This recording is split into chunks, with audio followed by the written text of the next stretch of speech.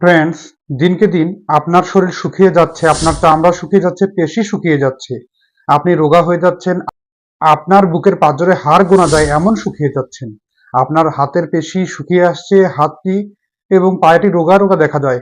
আপনার এই সমস্যাটার প্রধান কারণটি কি? মাত্র একটি ভুল আপনাকে শেষ করে দিচ্ছে এবং কিছু বিশেষ নিয়মই পারে আপনাকে বদলে দিতে। মাত্র 7 থেকে 14 দিনের ভিতরে আপনি ম্যাজিক ফলাফলটি পাবেন। হ্যাঁ বন্ধুরা, তাহলে বুঝতেই পারছেন কতটা জরুরি আজকের গুরুত্বপূর্ণ ভিডিওটি। তাই গুরুত্বপূর্ণ আজকের আলোচনাটি না কেটে সম্পূর্ণরূপে দেখবেন এবং যারা এখনো সময় স্বাস্থ্য কথা চ্যানেলটি সাবস্ক্রাইব করেনি তারা অবশ্যই চ্যানেলটি সাবস্ক্রাইব করে পাশে থাকা বেল আইকনে ক্লিক করবেন। চলুন গুরুত্বপূর্ণ আলোচনাতে চলে যাওয়া যাক। আপনি জানেন কি আপনার দেহের পেশি শুকিয়ে যাওয়া, চামড়া শুকিয়ে যাওয়ার প্রধান কারণ আপনার দেহের প্রোটিনের ঘাটতি? প্রোটিন এমন একটি গুরুত্বপূর্ণ খাদ্য পুষ্টি উপাদান যা আমাদের দেহের পেশি গঠন করে, ত্বকের উজ্জ্বলতা বাড়াতে এবং ত্বককে বার্ধক্যজনিত বয়সের ছাপ পড়া থেকে রক্ষা করে এবং ত্বককে রাখে সুস্থ।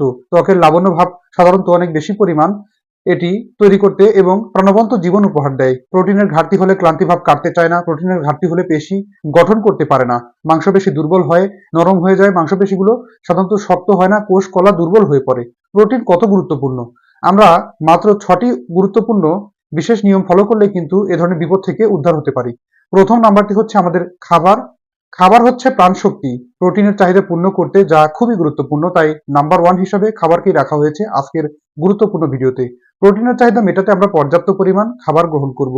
হতে পারে পুষ্টিকর খাবারের তালিকায় প্রথমে আছে হচ্ছে ডিম। ডিমে প্রচুর পরিমাণ প্রোটিন বিদ্যমান, যা আমাদের দেহের মাংসপেশি গঠন এবং প্রোটিনের চাহিদা পূর্ণ করতে নাম্বার 1 হিসেবে গুরুত্বপূর্ণ ভূমিকা পালন করে।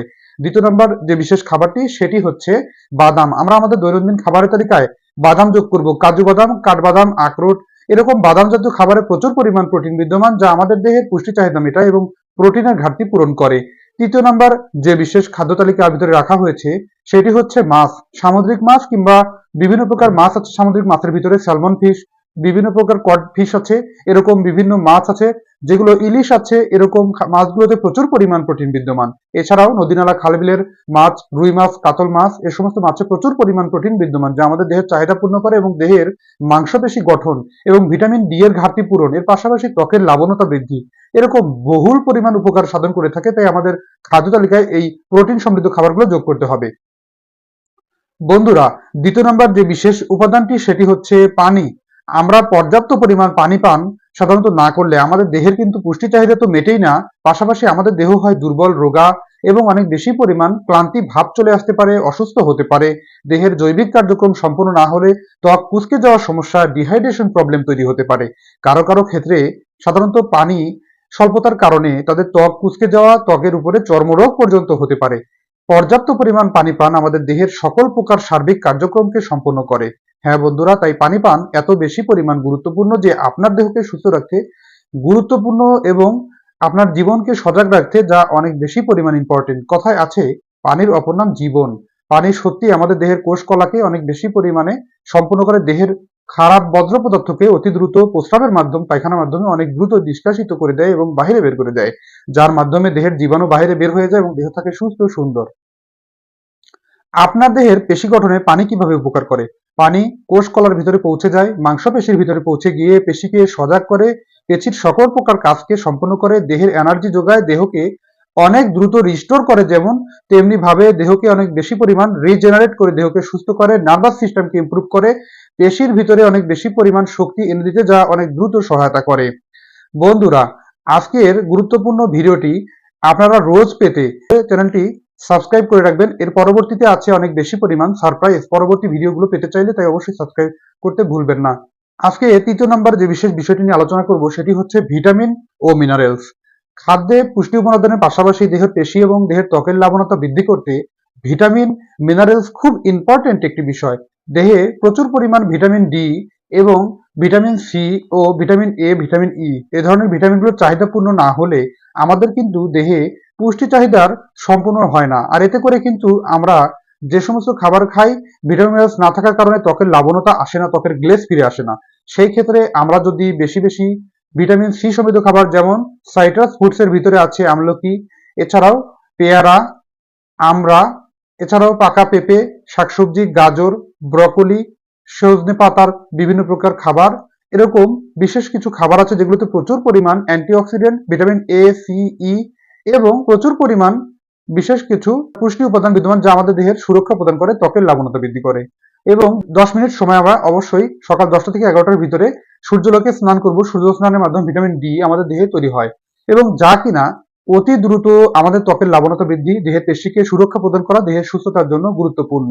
বন্ধুরা অবশ্যই ভিডিওটি কাটবেন না, শেষের অংশটিতে আছে অনেক বেশি পরিমাণ গুরুত্বপূর্ণ আলোচনা।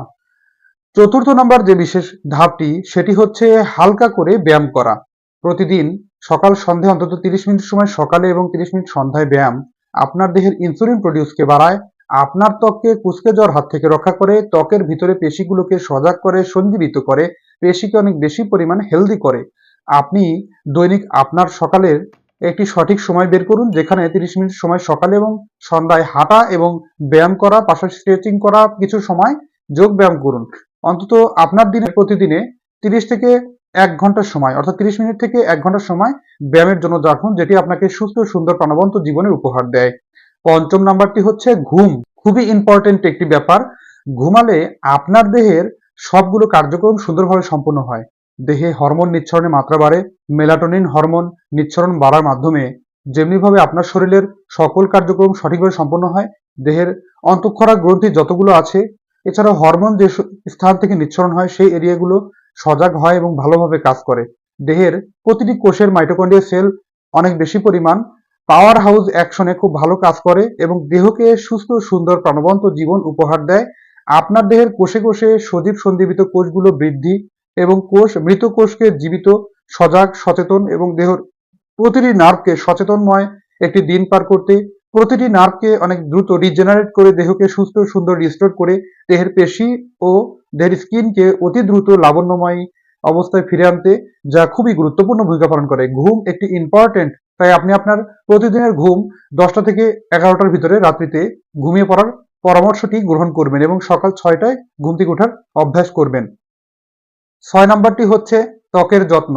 ত্বকের যত্ন খুব বেশি পরিমাণ ইম্পর্টেন্ট। ত্বকের যত্ন নিতে আপনি সবুজ শাকসবজি বেশি বেশি খাবার হিসেবে গ্রহণ করুন। এর পাশাপাশি আপনি নিয়মিত সূর্যালোকে 10 মিনিট সময় সূর্য স্নান করুন, যা ত্বকের যত্নে খুব গুরুত্বপূর্ণ।